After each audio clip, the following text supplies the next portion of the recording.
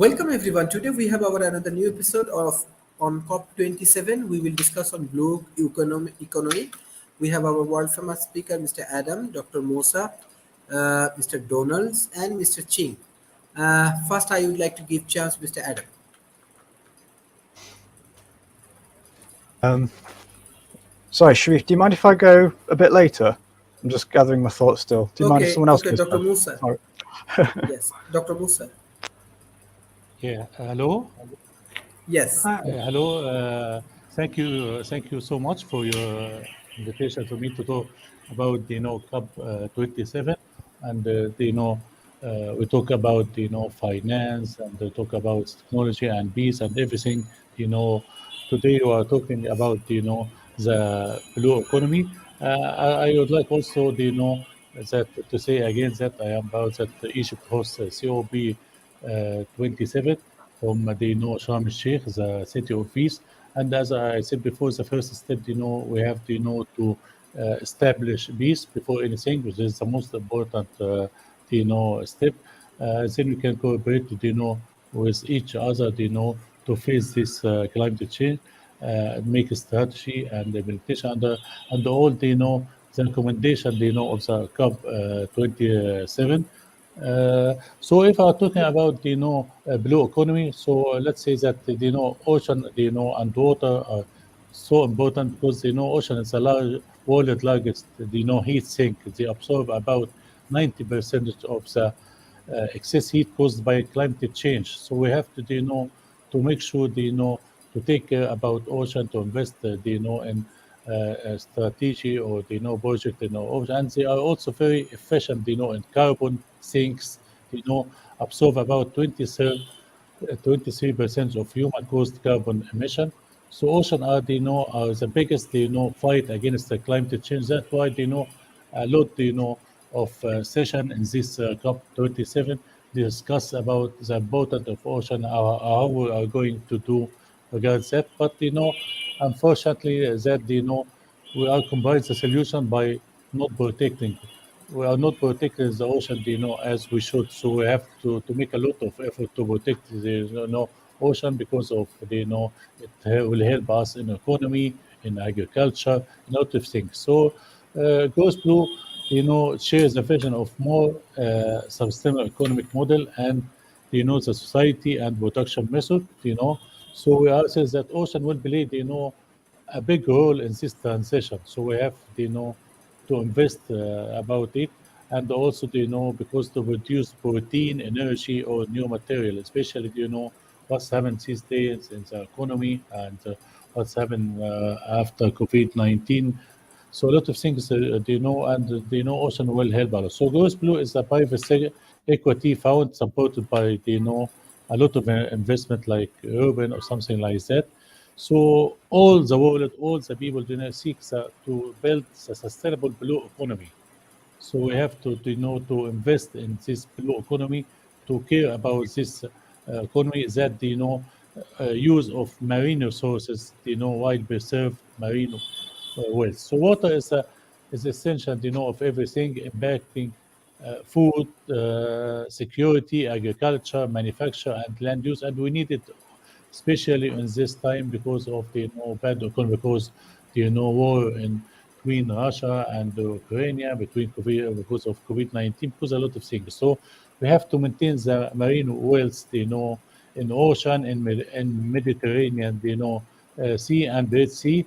So I think COP27 do a lot of a good work regarding raising the ambition and involving the private sector, and aim to build implementation realistic regarding that, because COP27 is come after 26, and 26 still a lot of work didn't we didn't miss to do it. So protecting the shoreline, seasides statement, and agriculture land, particularly in the coast, So water is a vector through which climate change will cause the most suffering. People living in a low-lying island are seeing the impact of climate change every day. So that's why they know the importance, to invest in a project regarding the ocean, to protect the ocean, because the resources and the benefit got from ocean. Because I think if you invest, in ocean or budget for ocean, I think GDP will increase by 1%. Like investing in new technology also. If you invest like by 10 or 20%, GDP will increase by 1 or 2%. Thank you so much for involving me in this discussion. My pleasure to be with you. Thank you, Mr. Donald. Yes. Well, he covered a lot of important things. I think of um, when I'm thinking about the blue economy, it's basically the oceans is the main source of the blue economy. And it's useful to think. I just saw one article in The Economist that said that those resources were worth about 74 trillion, but I think that's probably a little low. But still, that's quite a bit. And regardless of how much they're worth, one of the and let's just think about some of what they are. They're fisheries, they're tourism, they're are two absolutely huge ones. And of course, people like to live by the ocean, so the real estate near oceans is more valuable. It's down the line. But at the same time, some of the beautiful ocean front property in the South Pacific is becoming underwater. It's becoming a place where you're going to have to scuba dive to see. And in the United States, one of the fourth most valuable economy in the United States, or the fourth highest GDP of any state, is Florida. And Florida really doesn't have a lot that it produces. It grows some crops and things like that, but it's by far its main economic engine is tourism, which is an example of blue economy and tourism. And they've had two devastating hurricanes this year. Hurricane season just ended, but this last hurricane season, they had two devastating hurricanes. So climate change is affecting them.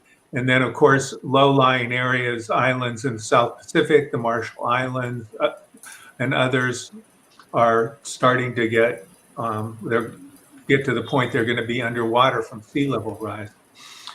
So it wasn't all that many years ago that the international limit was 3 miles, and which meant that if I was from a different country and I wanted to fish the waters of the United States, I could get as close as 3 miles from the coast and fish.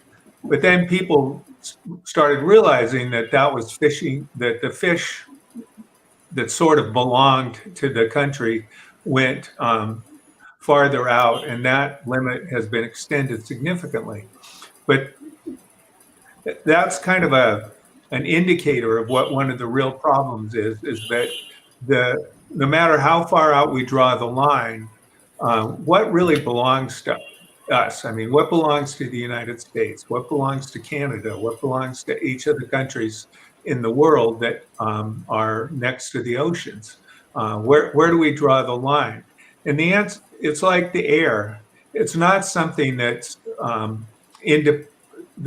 belongs to any particular country, and it's a shared resource. The fish spend some time here and then move over there, and they have to be able to go to both places in order to survive.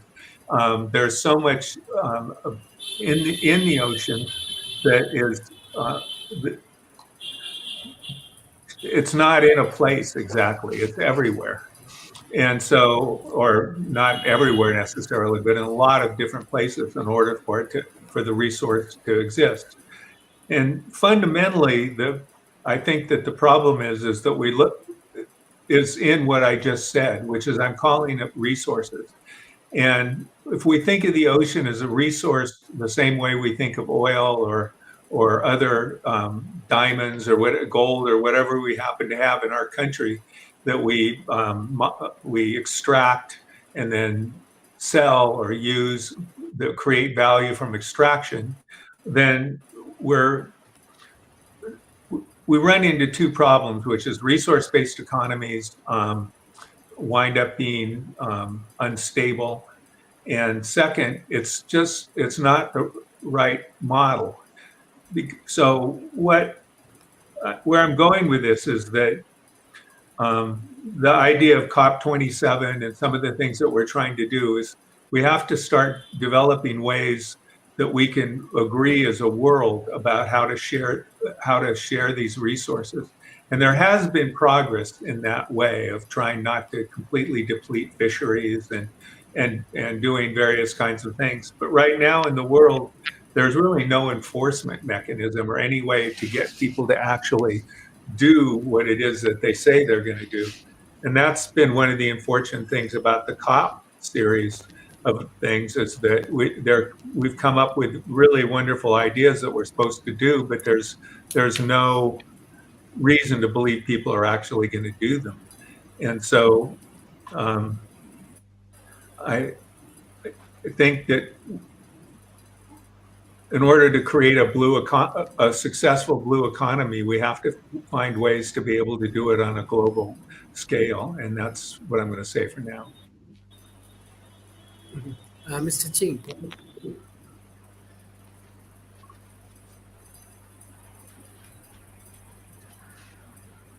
You're muted. Yeah, okay. I'm trying to find my cursor. In any case, I'm really the expert in this field.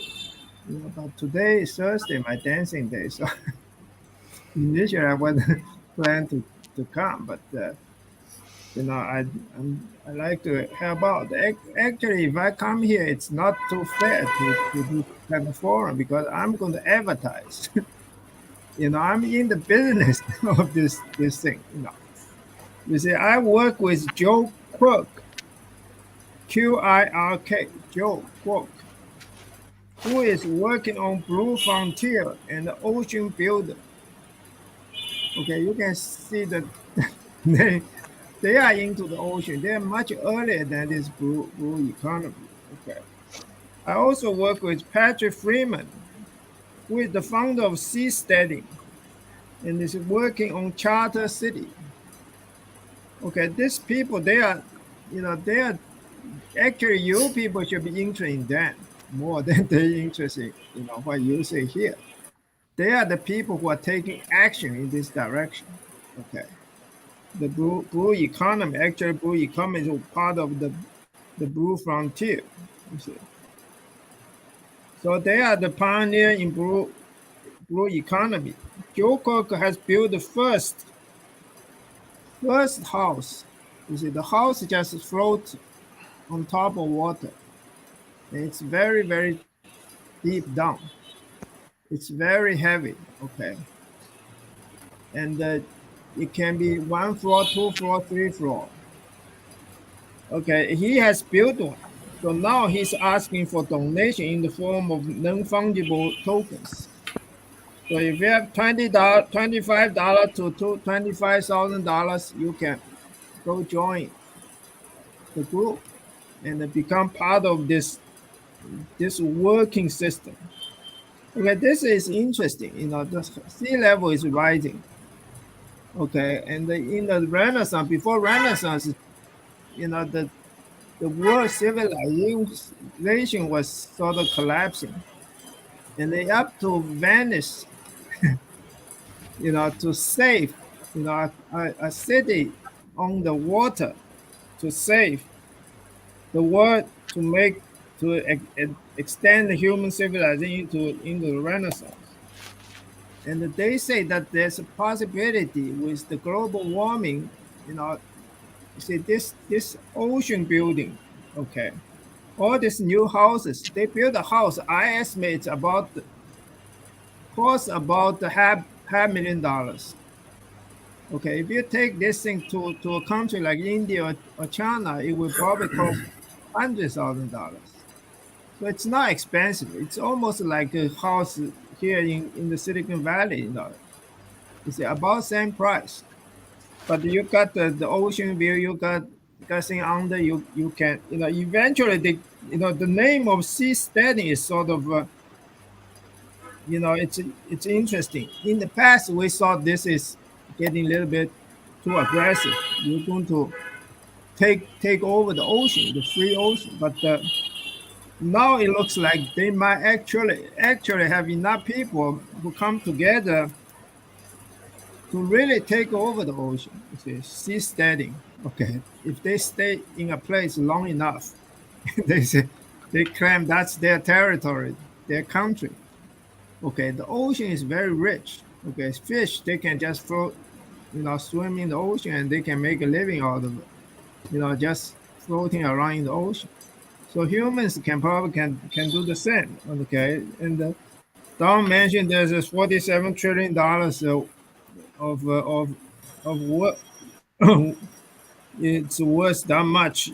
The value. I would say that obviously people can survive on the ocean. Fish can survive on the ocean, and that they should be able to do the same. Joe is working with the Panama government. Okay, Panama borders on two oceans, so it's an ideal place to really expand out. You see, they can put a part. Part means it's the house. Okay, on one side or on the other. It's only 4 mile long between Pacific and the Atlantic, and they can build lots of it. And also they can use containers to transport all these houses. So right now it does look, Joe is working very well. Joe is nature is also helping him with the global warming, and also the unstable world. Eventually we might really need to escape to the ocean. Patrick works with the Honduras government. Okay, so this gives you some idea. There's some government who are open to this type of suggestion. So the blue economy, the central government, the government which is most interested in this blue economy, probably is the Philippines, because it's really an island country. Okay, and if you check into Philippines, you check into blue economy, you see that the demonstration of the blue economy is Philippines. The Philippines will try to get something from the ocean, and Joe and Patrick both probably will be very closely watching how Philippines develop its blue economy. Okay, this blue economy is a real thing, for Philippines. For us, we got the place to plant things on land. You see, they are working with the charter city, with seasteading, and I'm proposing the formation of the next new world. Possibly with current situation, there are two places in the world which are in crisis. The first place is Taiwan. You see, they are politically unstable. The second place is England, which is economically unstable. Okay, and England sent its financial minister to Taiwan, so that made China very mad. So these two countries are talking, and I would say if we can get England, Taiwan, and also Silicon Valley, three places combined, we can actually collect all the top thinkers in the world, and also the rich people, the billionaires. You see, Elon Musk already suggests that China and Taiwan should get together. He's quite innocent. You come look at the situation, you think this is easy, to have the two parties talking together. But anyway, we can get all the rich people together, and we form these three places and let them choose wherever they want to live, and we try to communicate very closely. It will be interesting to have all the great thinkers, best thinkers, who are being ignored by the society. I know this because I was one time the post boy on LinkedIn. You see, when LinkedIn first started, they were quite naive. Okay, they look at all the people, see who's got the most talent, people connect with the person, and they find me. Okay, so I was the poster boy. They used me to attract all the knowledge people, all the intellectuals, and use me to advertise. But now they use human resource people. Okay, that will give them money. Okay, they can the human resource advertise with them. I don't advertise with them. You see, but on the other hand, people who got rejected, who are innovative, who got rejected by society, they all come to me. Okay, so I got hundreds of people, and out of these people, some of them they got really far-sighted ideas. So we can get the government England or government in Taiwan, or get the Silicon Valley rich people to just offer scholarship, or not scholarship, but appointments, 2-year appointments for them to visit a university for 2 years. Okay, any one of you here, Adam, Don, Dr. Musa, if you're interested, I can get the president of Taiwan to invite you to visit Taiwan for 2 years. Okay, if you have real idea, you are definitely. I see that you people, people here are pretty much all very good thinkers. Thinkers and thinkers, they all get together. It will be very, they can exchange their ideas. Okay, in Taiwan, in the 1970s, Taiwan got kicked out of the United Nations, and Chiang Kai-shek's son and Jiang Jingguo get his financial minister Li Guoding, KT Lee, to invite all the overseas Chinese scholars to come back to Taiwan for 2 years appointment. Okay, and that created the Taiwan economic miracle. And that experience transport to China, make China into a world factory. Okay, so there is a successful experience. Even today, Taiwan is the center of chip fabrication. Okay, so this give us teach us that it can be done. But if you look into history, from the start of the history, from the Greeks, everything you see today, novel, new things, all the ideas you see today, they are from thinkers. They are not from doers. Everything is from thinkers. So the idea is, instead invite all the technical people into Taiwan, we can invite the thinkers around the world. And the novel thinkers, people who think, ahead, the futuristic thinkers, to come together and to talk. Okay, I think eventually this will create the next new world.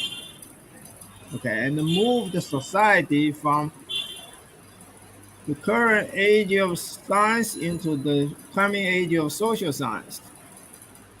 And I'm actually doing this. See, my idea is this: I would continue this Milton Friedman legacy. Okay, Milton Friedman's idea is to rely on nature. Okay, rely on nature means he wants free market regulated by the invisible hand. Okay, that is the free market and the capitalist economy. Okay, that economy has crashes, has recessions, but it's can all the control the central planning economy. So he's on the side of nature. So he's extremely confident when he go out and argue with somebody. He argue for nature. He said you shouldn't make laws. Okay, there's already laws. Okay, so that's Milton Friedman's legacy. And now his grandson, his son, actually David Friedman, and his grandson Patrick Friedman, and now his grandson, Tova, is the 17. Okay, they can all try to work together and try to go out and dominate the valuation with our infinite spreadsheet. We have the solution value for a long, long time. I solved the problem in 1972, and I have written all the software for it. And in the 1980s, I lead all the appraisals and commercial brokers. We had success already once, but we got defeated by the law, FIRA 1989. Okay, that law caused the subprime vote to be order of magnitude worse than the savings and loan crisis, because all the broker asked to use the market comparison method, which keep prices rigid when the market has turned down. So the world does not know how to solve financial crisis. And here's the Freeman family come alive again. Okay, and I will give them the knowledge. They have the name, and we continue this Freeman legacy. And we can do it, do the next new work, and that will combine with Joe's work, practical work, which is going on very strong, and the Patrice testing of the Honduras government to start a new governance system. Okay, this is actually working. This is going on. I hope if you're interested in this, you should check out Joe Kirk and the Patrick Freeman and participate in this movement. And I think you should also follow this next new world movement. If you want to, I get the president of the prime minister this new prime minister in England, and also the president. I know the president of Taiwan, so I get them to invite you to a university. You can go and discuss part of this new world, movement. Okay, so that's my advertising of what I'm doing. Mhm. Yeah. Okay, thanks. Mhm. So Adam, Thank you. Thank you. Thank you. Great topic. Thank you for inviting me again. This is an interesting one. The deep blue sea and ocean. I enjoy a lot of sci-fi, and some of my favorite films and TV shows in the science fiction genre took place at sea, or under the sea rather, like The Abyss by James Cameron in 1989, Sea Quest on TV, Ocean Odyssey on another TV show, 20,000 Leagues Under the Sea, and others. And the James Bond film, Spy Who Loved Me in 1977, also touched upon the mystery of the deep oceans, and it became part of the plot and the atmosphere of the movie. And you may have heard the adage that we know more about space than we do our own oceans. And I think on one hand, it's metaphorical and a bit hyperbolic, but on the other hand, there is an element of truth in it. And yet we have more sci-fi set in space than we do in our own oceans. Or maybe it's because we do know more about space that writers and creatives have more confidence to set their stories in space more than in the great deep blue unknown. But a common viewpoint nowadays is that we should try and fix the problems we have on land on terra firma first before we go to other places, whether it's space or the oceans. And you could hear it and read this opinion a lot when space tourism started to take off, so to speak. When Bezos went into space, and when he went up with William Shatner, and when Musk and Richard Branson were also pioneering space tourism a bit before that, I think. This negative attitude of we should fix things down here or up here in regards to the oceans first before breaking new ground and exploring new frontiers, which is a negative attitude I do not support. I find going into space as astronauts or space tourists very inspiring and exciting, and it inspires me. And I feel the same about the blue economy, blue economics, and deep sea exploration and seasteading as well. our support going up to space or down into the depths. Now we can do both. We can fix the planet and right the wrongs and make amends for what we have done on land, and we can go into space and pioneer blue economies and construct seasteading projects and platforms. We have billions of people on this planet, so we can do all those things. And so it makes my heart sink when people poo-poo space tourism. And I remember actors and actresses were calling William Shatner a fool, verbatim. I think it was actress Joan Collins who said it after he went into space, a fellow thespian. But it's interesting how attitudes change, because I don't think people were so negative about all this in the 70s and 80s with space stations like Skylab, shuttlecraft. But then, of course, the Challenger disaster changed that, I suspect. It was a bit before my time, but when you consider what is down there, how much space there is down in the oceans, all the undiscovered animals, fish, plant life, who knows? There might be plants that are superior to hemp for eco-friendly materials. There might be plants containing chemical precursors to undiscovered drugs that are more effective painkillers or antidepressants or cancer treatments, say, than to what we have at the moment. Fish that could be a new superfood.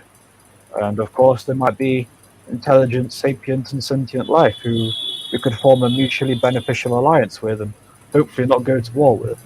And with overpopulation, blue economics could help remedy overpopulation, whatever your opinion is about overpopulation. There is so much space on the surface for platforms and rigs and cities like platform cities or artificial islands. To say nothing of all the space beneath the surface of the ocean that could house massive vertical cities and artificial living settlements. And of course, Professor Ching mentioned seasteading earlier, the blue frontier. But maybe there will need to be some diplomacy and shuffling and restructuring of borders from international waters to whole new countries and governments. So, yeah, those are my thoughts at the moment. Thank you. Thank you, Dr. Musa. Yes, thank you so much. Hello. Yes. Thank you so much. It's my pleasure to speak today about it. Just I would like to confirm about the importance of this blue economy. For example, generates about $83 billion for the global economy. So I think this is much money we have to take care of, and also employ more than 3 billion individuals around the world. So I think it's important also for people. And this number, expect to double by 2030. So in 2030, we're looking for the 17 SDG and 169 goals to achieve. So the ocean, I think, is the key element of the water cycle and drive both the day-to-day weather and climate around the world. So the ocean importance not limited to the ocean economy. So everyone, in the world is a part of this ocean community. So we have to recognize it, and we have to know about it and to invest about it. The water cycle, and the drives both the day-to-day, weather. For example, there is a poison to revolution global food system for the United States. The marine economy contribute about 361 billion to GDP and employ about 2.2 million people. Also, it provides half of the oxygen, in Earth and is unparalleled carbon sink, absorbing approximately 25%, of the carbon. So the new research indicates that the ocean carbon sink may be even 9 to 11% larger. Also, it connects us all spread across 70% of the planet. So the blue economy, we have to make a strategy for the blue economy, for better, and also there's agreement, in like the agreement in Paris, agreement in 2015 regarding climate change. There's agreement in happened in 2012, in Brazil regarding that. So we have to, to define that the blue economy is an ocean economy, and we have to, looking for the improvement of human well-being and social equity. World Bank, also looking for improve it and to preserve the health of the ocean ecosystem. So a lot, of effort must be, because the whole sea and ocean represent about 70% of the sex of the planet, So we have to take care about it, And also UN Intergovernmental Panel climate change in 20, the world ocean have absorbed more than 90%, you know, and from 2021 to 23, you know, UN declared as the decade of ocean science, because there's a day of science, in the 10 November, this month, in parallel with COP27. All of this, we have to take care about it. Egypt also, play a good role regarding that, like investing about 4,000 kilometers of beaches on the Red and the Mediterranean Sea. A lot of effort, have happened in Egypt and Africa. But let me tell you something, because Africa, for example, and Egypt are responsible for maybe 1% about this, climate change problem. And at the same time, Africa, like number, 8 about the damage that we got from this climate change. So we have, to fulfill the promise of the developed country to the developing country, to give him the money required for the investment, and climate change project as they got promised like that. So I think COP27, is essential for for Arab and for African countries, as they are the sound of African people. But also let me say that there's a country, for example, Pakistan, got a lot of damage regarding this, ocean pollution and the climate change, and costs Pakistan a lot. So at the same time, Pakistan, looking for justice in climate, and ask, for money, not asking for money like donation, but asking for money, because also Pakistan is responsible for maybe 1%, something like that, about what's happened in the environment and climate, and also the like number 8, damage happened to this country. So a lot, of strategy and implementation have to do in COP27, because it's to complete what's happened in COP 27, 26, and at the same time, we have to look about the finance for African and Arab countries, because they suffer a lot. What's happened in COVID-19, what's happened in revolution, what's happened in climate change or bad economy.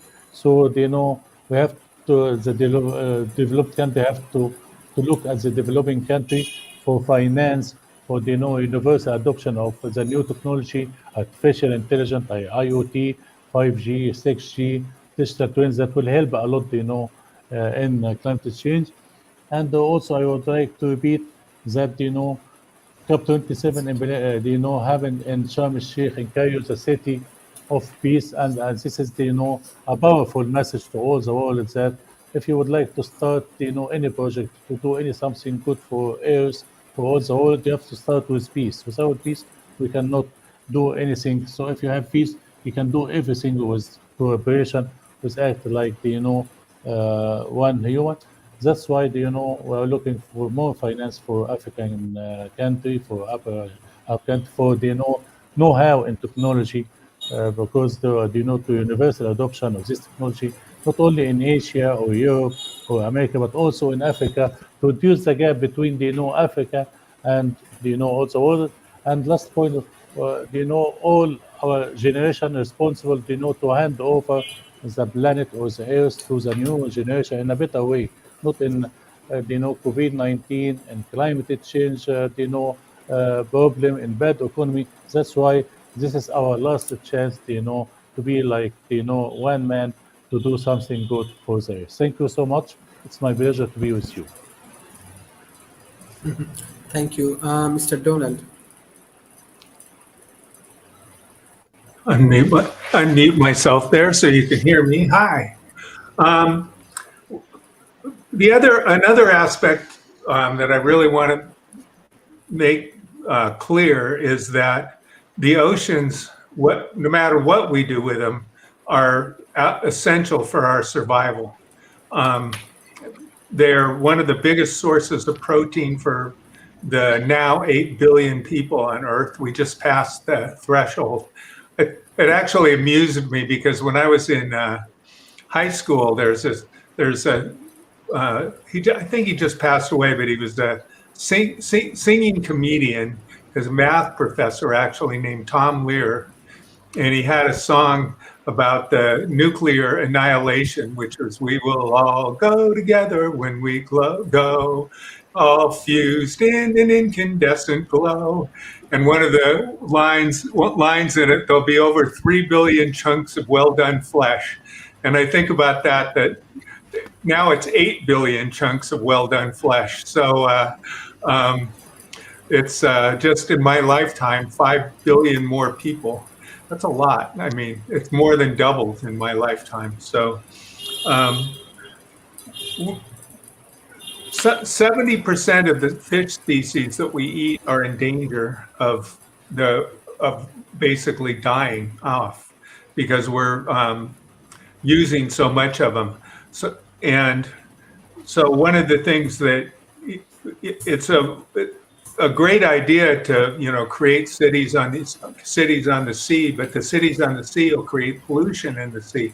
I mean, we have in theory we have technology for all of these things, but we're not really using the technology, and oftentimes there's no incentive to do it because externalities help. In capitalism, unregulated capitalism, there's no benefit for me not throwing my garbage on my neighbor because it's cheaper for me to do that. And so I really disagree that free markets can solve our problems. I think Friedman was wrong. But regardless, that's always a fun discussion you and I have. So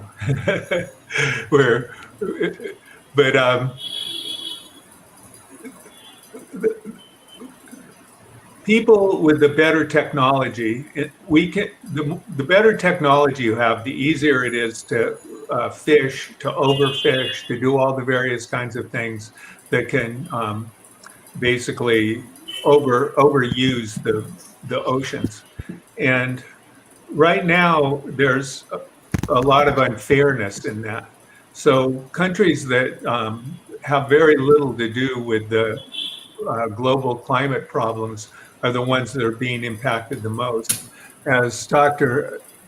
Maso said, one of the things that COP27 has been talking about, it is important, one of the main themes of it has been that the developed world has to basically pay something, do something about the externalities. So an example of the externalities is that we have a thriving society based on fossil fuels, petroleum fuels, which are at the same time putting greenhouse gases into the atmosphere, which besides causing global warming, are also acidifying the oceans. And so basically H2O plus CO2 is H2CO4, which is a mild acid, or CO3. And that mild acid is dissolving the shells of sea life, clams and anything that's got carbon or calcium carbonate as part of its structure. So by us creating this pollution from fossil fuels, in one case, we're in a way, I won't say destroying, that's hyperbolic, but we're damaging the oceans. And the people that are least capable of being able to pivot from that damage are the ones that are getting hurt the most.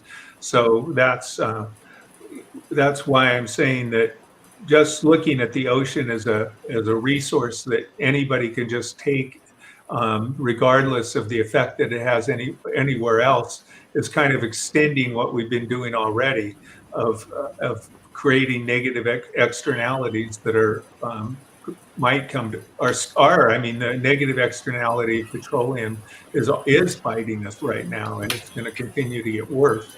and we already have done a huge amount of damage to the oceans. So I think that the key is that we've got to start working together, and the developed world has to be a little bit more responsible for the damage that it's caused. I don't really see an easy way to do that, but I think that maybe shows like this and people helping people understand that we all depend on each other. It's an independent world, and that if everyone else is better off, I'm better off. So having an attitude that the only thing that matters and is important is me, and to heck with everybody else, is damaging the world everywhere. But we are starting to see, and the example is we are seeing progress because fisheries are being maintained, and there's basically guidance on how to do that correctly so that the fisheries cause less damage. I mean, fish farms, sorry about that. And fisheries are also being regulated. So people are saying, well, you can only catch this much fish from these.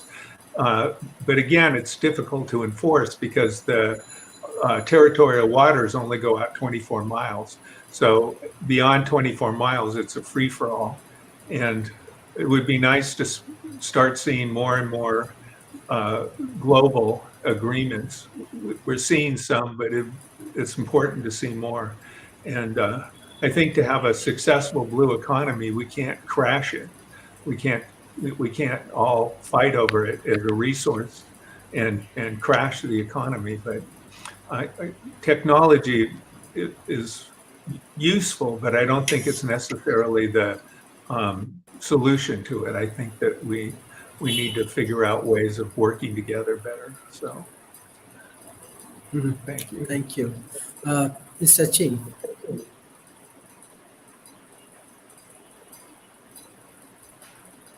Yeah. Okay. Well, the modern improvement of desalting and the solar and wind energy makes living on the ocean much easier than before. So if we continue to improve these modern conveniences, we can actually, think about compare the expense of living on the ocean or living inland. Okay, and the building of a house on water in Dubai, where they have lots of money, it costs $20 million to build a similar house. Okay, about 1,000 square feet. And also it has dropped by Joe Cook, dropped it to maybe $500,000. Then I would guess the minimum will be eventually be about $100,000, which is comparable to living on land. Okay, and the next new world the next new world can be formed as one of the seasteading, stations. Okay, the sea will offer thinkers complete freedom and independence, and can help mankind escape pandemics, wars, volcanoes, okay, earthquake. It can escape climate crisis, environment crisis, most important survival crisis. Okay, if the Earth is faced with a survival crisis, we are going to be annihilated. The last place will probably be the ocean. Okay, so that is an important thing for the whole mankind to realize. We need to continue this human existence. And finally, the starting point of the next new world is to make the invisible hand mentioned by Don visible. Okay, the invisible hand, if you look at price chart, real estate price chart, okay, at the one point, it will drop in saving loan crisis. It dropped about 37% in 1991. In other words, there's a range of tolerance for overvaluation valuation of 40%. Okay, anytime the overvaluation is reaches 40%, the market will crash and the economy will go into a recession. Okay, that is bad. Okay, I admit that is bad. Okay, but nobody can make it even better than that. But for the solution value, we have predicted both the saving loan crisis and the subprime rule. Our calculation can restrict the overvaluation within 20%. Another, the range of possibility is only 20%. Without the solution value, the range of possibility is infinite. Okay, so it just depends on the invisible hand to crash the market. Now we if we restrict it within 20%, 20% less than 40%. So the market will never crash if everybody start to use the solution value or the infinite spread to calculate. So basically, this what I'm trying to say, I did not really continue the talk about Milton Friedman because I don't want to say my own things. But the real situation now is we try to continue the Friedman legacy to improve from the invisible hand to a visible hand. Therefore, we can stop market crash with this solution value, which has already dominated real estate appraisal. And now we're starting one more time. And the first group of people we want to talk to are the leaders of governments. They must start to look at this to make rational decisions, especially regarding financial crisis. So basically, that's what I would say this whole thing will develop into. Okay, Adam. Thank you. Yes. Continuing on from what we were talking about prior, constructing a blue economy, or economies plural. It is like Donald said, it is a logical next step to our progression as a species. But one of them, one of my favorite quotations was one said or written by the Russian space pioneer Tsiolkovsky. Something like, I'm paraphrasing here, but something like a baby in its cradle. Humans cannot stay on Earth forever either, with the Earth being the cradle for humanity. We humans cannot stay on this cradle Earth forever if we want to continue existing. No, we have to grow up, look new frontiers in the eyes, and face them head on, and just go for it. And that is applicable to the blue economy projects too, I feel. In this case, the cradle is land, terra firma, which is interesting if our ancestors came from the water billions of years ago. Coming out of the water is life that would eventually evolve into humans today, only to then, when we become technologically developed, only to then go back. So if land is the cradle, then maybe the ocean is a womb.